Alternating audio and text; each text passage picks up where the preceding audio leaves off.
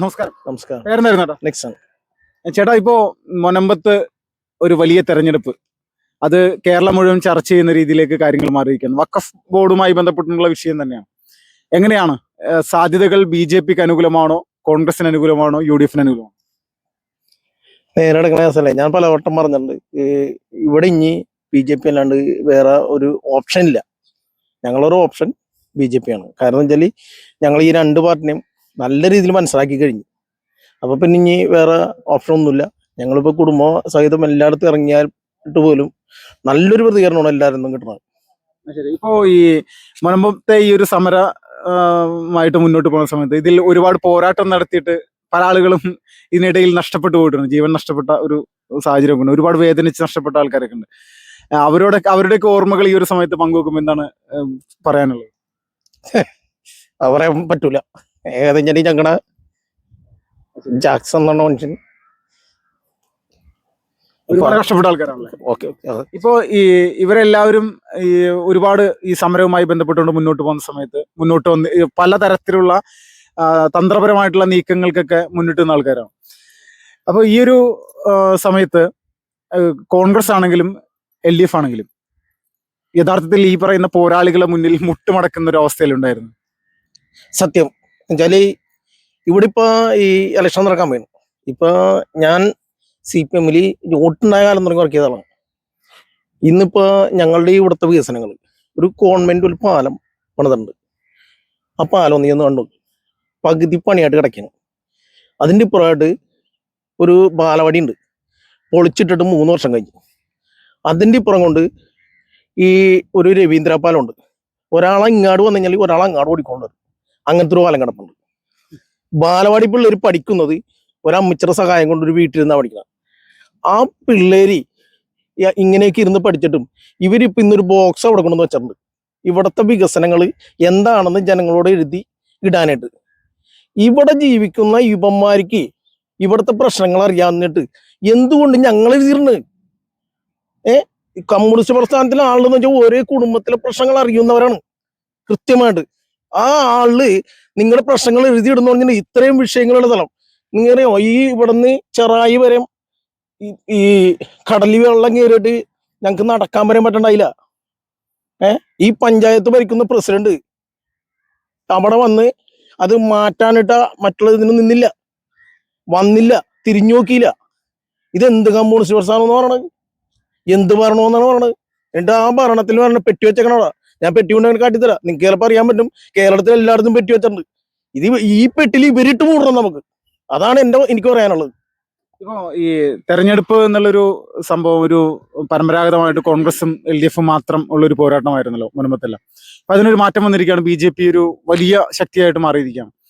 അപ്പൊ ഈ അടുത്ത കാലത്തൊക്കെ BJPയിലേക്ക് വന്ന ആളുകൾ, അവരുടെ എല്ലാം ഒരു പ്രതികരണവും അവർ BJPയിലേക്ക് വരുന്ന സമയത്ത് ഈ LDFന്റെയും UDFന്റെയും മറ്റ് പ്രവർത്തകരുടെയൊക്കെ ഒരു പ്രതികരണം എങ്ങനെയാണ്, ഏത് രീതിയിലാണ് നിങ്ങൾക്ക് മനസ്സിലാക്കാൻ സാധിച്ചിട്ടുള്ളത്? അതെ.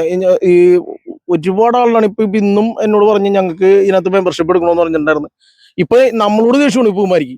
നമ്മളെ കാണുമ്പോൾ മിണ്ടല്ല കിടക്കണം, ആ ഒരു സ്റ്റൈലിലേക്കാണ് വരുന്നത്. നമ്മ ആരോടും ഇങ്ങാട് വിളിച്ചിട്ട് മെമ്പർഷിപ്പ് എടുക്കാണ്ട് ഇന്ന് വരായിട്ടും പറഞ്ഞിട്ടില്ല. ഞങ്ങളോടും BJP പറഞ്ഞിട്ടില്ല മെമ്പർഷിപ്പ് എടുക്കുന്നത്. ഞങ്ങൾ അങ്ങാട് പറഞ്ഞാണ് ഞങ്ങൾക്ക് മെമ്പർഷിപ്പ് തന്നോന്ന്. അവരാദ്യം തന്നെ കയറി വന്നപ്പോൾ പറഞ്ഞു ഞങ്ങൾക്ക് നിങ്ങളുടെ ഒരു വോട്ടും വേണ്ട, നിങ്ങളുടെ ഇതും വേണ്ട, നിങ്ങളെ സഹായിക്കാൻ വേണ്ടി ഞങ്ങൾ വന്നെന്ന് പറഞ്ഞിട്ട് ഞങ്ങൾ അവരോട് പറയണേ ഞങ്ങൾക്ക് ഒരു ഇത്രയും ആൾക്കാർക്ക് മെമ്പർഷിപ്പ് എന്ന് പറഞ്ഞ് തന്നത്. ഇന്നിപ്പം ഞങ്ങളുടെ ആയിക്കഴിഞ്ഞപ്പോൾ ഞങ്ങളുടെ ആളിൽ മുഴുവനും മെമ്പർഷിപ്പ് എടുക്കാൻ ഓരോ ദിവസം വന്നുകൊണ്ടിരിക്കുകയാണ്. ഇന്നലെ മിനിയാന്നായിട്ട് 10 പേർക്ക് കൊടുത്തിട്ടുണ്ട്. അങ്ങനെ എല്ലാവരും എല്ലാ ദിവസവും ഞങ്ങൾ മെമ്പർഷിപ്പ് കൊടുത്തോണ്ടിരിക്കുന്നു. വലിയൊരു മാറ്റമാണല്ലോ വരാൻ പോകുന്നത്. ഭയങ്കര മാറ്റമാണ് വരാൻ പോകുന്നത്. നമസ്കാരം ചേട്ടാ. ഇപ്പോ മുനമ്പത്ത് ഒരു ചരിത്രപരമായിട്ടുള്ള ഒരു തിരഞ്ഞെടുപ്പാണ് വരാൻ പോകുന്നത്. ഇപ്പൊ ഒരു മുനമ്പത്തെ ഒരു റവന്യൂ അവകാശങ്ങൾ നേടിയെടുക്കാൻ വേണ്ടി നിരന്തരം പ്രവർത്തിച്ച ഒരു വ്യക്തി എന്നുള്ള നിലയിൽ ഇപ്പോഴത്തെ ഒരു കാഴ്ചപ്പാട് എന്താണ്? ഇവിടെ തെരഞ്ഞെടുപ്പ് നടന്നാൽ ആര് ജയിക്കാനാണ് സാധ്യത? പൂർണ്ണമായും BJP ഇവിടെ വിജയിക്കുമെന്ന ഞങ്ങളുടെ പൂർണ്ണമായ വിശ്വാസം. ചേട്ടൻ്റെ പേരെന്താണ്? എൻ്റെ ഒരു ആന്റണി. ഇപ്പൊ ചേട്ടനൊരു ക്രിസ്ത്യൻ വിശ്വാസിയാണല്ലോ. സ്വാഭാവികമായിട്ട് ഇതിന് മുന്നത്തെ കാലഘട്ടങ്ങളിൽ BJPക്ക് വോട്ട് ചെയ്തിരുന്നു? ഇല്ല, ജീവിതത്തിൽ ആദ്യമായിട്ട് BJPക്ക് വോട്ട് ചെയ്യാൻ പോകുന്നു. ഇതിന്റെ ഒരു പ്രധാന കാരണം എന്താണ്?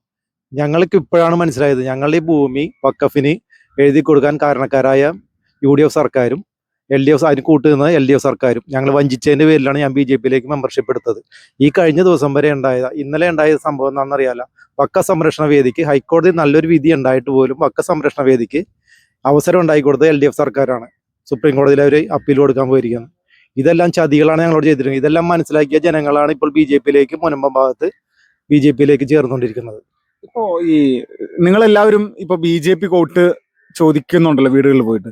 അപ്പൊ ഇവിടുത്തെ സാധാരണക്കാരായിട്ടുള്ള പാവപ്പെട്ട ജനങ്ങൾ ഇവര് തങ്ങളുടെ റവന്യൂ അവകാശം തിരിച്ചു കിട്ടുമോ എന്നുള്ള രീതിയിലേക്കുള്ള ചോദ്യങ്ങൾ നിങ്ങളോട് ഉയർത്തുന്നുണ്ടോ?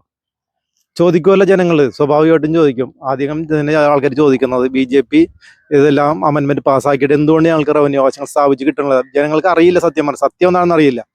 ഇതിന് ഞങ്ങൾക്ക് ഇത് കിട്ടാതിരിക്കാനുള്ള എല്ലാ ഉടക്ക് വഴികളും ചെയ്തു വെച്ചേക്കുന്നത് കേരള സർക്കാരും കോൺഗ്രസുമാണ്. മുസ്ലിം ലീഗിനെ കൂട്ടുപിടിച്ച് സുപ്രീം കോടതി കേസ് കൊടുത്തിട്ടുണ്ട്. വക്കപ്പ് അമെന്റ്മെന്റ് പാസ്സായതിന് പിറ്റേ ദിവസം തന്നെ പല കേസുകളാണ് അവിടെ ചെന്നിരിക്കുന്നത്. ഇതെല്ലാമാണ് അതിന്റെ മുടക്കായി കിടക്കുന്നതിനുള്ള ഒരു സത്യം എന്നുള്ളത് ഞങ്ങൾ ജനങ്ങളെ പറഞ്ഞ് മനസ്സിലാക്കിക്കൊണ്ടിരിക്കുകയാണ്. അപ്പോൾ ജനങ്ങൾ എങ്ങനെയാണ് പ്രതികരിക്കുന്നത്? പ്രത്യേകിച്ച് 90% ക്രൈസ്തവരുള്ള ഒരു വാർഡിൽ അവരുടെ ഒരു പ്രതികരണം BJPക്ക് അനുകൂലമാണോ? തീർച്ചയായും അനുകൂലമാണ്. ഭൂരിഭാഗം വീടുകൾ ഇപ്പോൾ ഞങ്ങൾ കയറി കഴിഞ്ഞ് അവർ പറയുന്നത് ഞങ്ങൾ നിങ്ങളുടെ കൂടെ ഉണ്ട്, സത്യത്തിന് വേണ്ടിയാണ് എല്ലാവരും നിലകൊള്ളുന്നത്. ഇപ്പോൾ ചേട്ടന് ഏത് പാർട്ടിയിൽ പ്രവർത്തിച്ചാലോ? ഞാൻ പ്രത്യക്ഷത്തിൽ ഒരു പാർട്ടിയിലും പ്രവർത്തിച്ചിട്ടില്ല. പക്ഷെ എനിക്ക് സ്വാഭാവികമായിട്ടും പഞ്ചായത്ത് തെരഞ്ഞെടുപ്പിൽ നമ്മൾ വ്യക്തികളെ നോക്കി വോട്ട് ചെയ്യും. കമ്മ്യൂണിസ്റ്റിന് വോട്ട് ചെയ്തിട്ടുണ്ട്, കോൺഗ്രസിന് വോട്ട് ചെയ്തിട്ടുണ്ട്. പക്ഷെ ഇനിയുള്ള കാലം മുഴുവൻ BJPയിലാണ് നമ്മൾ പ്രവർത്തിക്കുള്ളൂ, BJPക്ക് വോട്ട് ചെയ്യുള്ളൂ. ഇപ്പോൾ ഏറ്റവും പ്രധാനമായിട്ട് ഇവിടെ ഒരു തെരഞ്ഞെടുപ്പ് എന്നുള്ള ഒരു അവസ്ഥ എത്തി നിൽക്കുന്ന ഒരു സാഹചര്യത്തിൽ നരേന്ദ്രമോദിയുടെ ഒരുപാട് പ്രഖ്യാപനങ്ങൾ രാജ്യം മുഴുവൻ പല ഘട്ടങ്ങളിലായിട്ടുണ്ടായിട്ടുണ്ടല്ലോ. പല തരത്തിലുള്ള വികസനങ്ങൾ അല്ലെങ്കിൽ പല പദ്ധതികൾ നടപ്പിലാക്കുന്ന ഒരു സംഭവം. ഇവിടുന്ന് വിജയിച്ച് വന്നിട്ടുള്ള വാർഡ് മെമ്പർമാർ, അത് LDFന്റെ ആണെങ്കിലും UDFന്റെ ആണെങ്കിലും, അവരിത് ജനങ്ങളുടെ ഇടയിലേക്ക് എത്തിക്കാനായിട്ട് ഏതെങ്കിലും സമയത്ത് ശ്രമിച്ചിട്ടുണ്ടോ? അങ്ങനെ എന്തെങ്കിലും അറിഞ്ഞിട്ടുണ്ടോ? ഇല്ല, ഞങ്ങൾക്ക് ഇതിനെക്കുറിച്ച് വ്യക്തമായ ധാരണകളൊന്നും ഉണ്ടായില്ല. ഞങ്ങൾ ഇപ്പോൾ BJPയിലേക്ക് വന്നതിന് ശേഷമാണ് ഇങ്ങനെയുള്ള പദ്ധതികൾ ഇവിടെ ഉണ്ടെന്നും അത് ജനങ്ങൾക്ക് ഉപകാരമായ പല പദ്ധതികളും പഞ്ചായത്ത് വഴിയാണെങ്കിലും എന്ത് വഴിയാണെങ്കിലും അത് മൂടി വെച്ചുകൊണ്ട് സർക്കാർ മൂടി വെച്ചുകൊണ്ടാണ് മുന്നോട്ട് പോയിക്കൊണ്ടിരിക്കുന്നത്. ഇപ്പോൾ ഈ മറ്റൊരു പ്രധാന ഒരു കാര്യമെന്ന് പറഞ്ഞാൽ ഏത് തെരഞ്ഞെടുപ്പ് വന്നാലും ക്രൈസ്തവരുടെ ഇടയിൽ BJPയെ ഒരു ഭയപ്പെടുത്തുന്ന ഒരു രാഷ്ട്രീയ പ്രസ്ഥാനമായിട്ട് അവതരിപ്പിക്കാൻ വേണ്ടി UDF LDF നിരന്തരമായിട്ട് സെമിനാറുകൾ, പൊതുപരിപാടികൾ, വീടുകളിൽ പലതരത്തിലുള്ള സമ്പർക്കങ്ങൾ ഇതൊക്കെ നടത്തുന്ന, അല്ലെങ്കിൽ പോസ്റ്ററുകൾ ഒട്ടിക്കുന്നു, ഫ്ലെക്സുകൾ വെക്കുന്നു, ഇങ്ങനെയുള്ള കാര്യങ്ങൾ ചെയ്യാറുണ്ട്. ഇത് മുനമ്പൻ ജനതയുടെ മുന്നിലേക്ക് വെച്ച് കഴിഞ്ഞാൽ അത് ഇനി ഏശാനുള്ള സാധ്യതയുണ്ട്. ഇനി സാധ്യത ചുരുക്കമാണ്. അത് എല്ലാവരും സത്യങ്ങളും മനസ്സിലാക്കിക്കൊണ്ടിരിക്കുന്നതാണ്. എന്താണ് സംഭവിച്ചെന്നുള്ള ഞങ്ങളുടെ ഇതിനകത്ത് വന്നപ്പോഴാണ് ഞങ്ങൾക്ക് ഇതെന്താണെന്ന് മനസ്സിലായത്. ഈ വക്കപ്പ് പ്രശ്നത്തിൽ അല്ലെങ്കിൽ ഈ അമെന്റ്മെന്റ് പാസ്സാതിരിക്കാൻ വേണ്ടി ഞങ്ങളും ഈ വക്കപ്പ് ബോർഡിന്റെ കൂടെ ഒന്ന് സമരം ചെയ്യേണ്ടതായിരുന്നു. ഞങ്ങൾക്ക് അറിയില്ലായിരുന്നു, സത്യം എന്താണെന്ന് അറിയില്ലായിരുന്നു. ഈ അമെന്റ്മെന്റിനെതിരെ ഞങ്ങളും സമരത്തിന് പോയേനെ. ഇപ്പോൾ ഈ ഏറ്റവും മറ്റൊരു കാര്യം എന്ന് പറഞ്ഞാൽ ഈ കോൺഗ്രസിന്റെയും UDFന്റെയും ഇവിടുത്തെ ഒരു സാധ്യത, അല്ലെങ്കിൽ ഇവരിൽ ആരായിരിക്കും ഏറ്റവും കൂടുതൽ വോട്ട് പിടിക്കുക എന്നാണ് താങ്കളുടെ ഒരു കാഴ്ചപ്പാട്? കോൺഗ്രസിന്റെ കാര്യം കട്ടപ്പുകയായി. കോൺഗ്രസ് സ്ഥാനാർത്ഥിയെ കുറിച്ച് ഞങ്ങൾക്ക് അറിയാം. ഒരു ദിവസം പോലും ഈ സമരത്തിൽ നിരാഹാരം ഇരിക്കാൻ പറ്റാത്തൊരു വ്യക്തിയാണ് കോൺഗ്രസിന് വേണ്ടി ഇപ്പോൾ ഇവിടെ പ്രവർത്തിക്കുന്ന, അല്ലെങ്കിൽ തെരഞ്ഞെടുപ്പിൽ നോമിനേഷൻ കൊടുത്തിരുന്ന വ്യക്തി.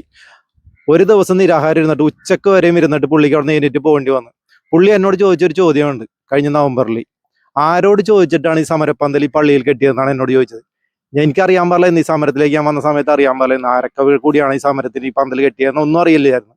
ഈ പുള്ളി ചോദിച്ചു കഴിഞ്ഞപ്പോഴാണ് എനിക്ക് മനസ്സിലായത് പുള്ളി ഈ സമരത്തിന് ഏറ്റവും എതിരെ നിന്ന ഒരാളാണ് ഈ പുള്ളി. നമ്മുടെ വികാരി അച്ഛനെ, ആന്റണി അച്ഛനെ ഇവിടുന്ന് മാറ്റാൻ വേണ്ടി പുള്ളി കോട്ടപ്പുറം രൂപതയിൽ പോയി അപേക്ഷ കൊടുത്തിട്ടുള്ള ഒരു വ്യക്തിയാണ്. ഈ സമരത്തിന് ഏറ്റവും കൂടുതൽ എതിരെ നിന്നിട്ടുള്ള ഒരു വ്യക്തിയാണ് ഈ കോൺഗ്രസിന് നിൽക്കുന്ന ഈ സ്ഥാനാർത്ഥി.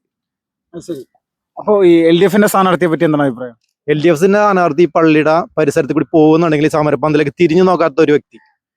അപ്പോൾ അറിയാം, ഒരു ദിവസം പോലും വരാറില്ല, അങ്ങോട്ട് തിരിഞ്ഞു നോക്കാറില്ല, ആ ഭാഗത്തേക്ക് നോക്കില്ല, സമരപ്പന്തലേക്ക് നോക്കാതെ പള്ളിയുടെ അതിൽ പലവട്ടം പോയിട്ടുള്ള ഒരു വ്യക്തിയാണ് CPMന്റെ സ്ഥാനാർത്ഥി. ഇപ്പോൾ ഇവർക്കൊന്നും ഈ വഖഫ് ബില്ലുമായി ബന്ധപ്പെട്ടുകൊണ്ട്, അല്ലെങ്കിൽ വഖഫ് ബോർഡ് വിഷയമായി ബന്ധപ്പെട്ടുകൊണ്ട് പ്രത്യേകിച്ച് ഒരു അഭിപ്രായമൊന്നുമില്ല. ഇവർ അവരുടേതായ പാർട്ടികൾക്ക് അടിമപ്പെട്ട് ജീവിക്കുന്നവരാണ്. സ്വന്തം ഭൂമി പോയാലും കുഴപ്പമില്ല, അവർ പാർട്ടിക്ക് അടിമകളാണ്. അതാണ് അവരുടെ ജീവിതം. അതാണ് അവരവരുടെ ജോലിയും കാര്യങ്ങളും നോക്കിയിട്ടാണ് നിൽക്കുന്നത്.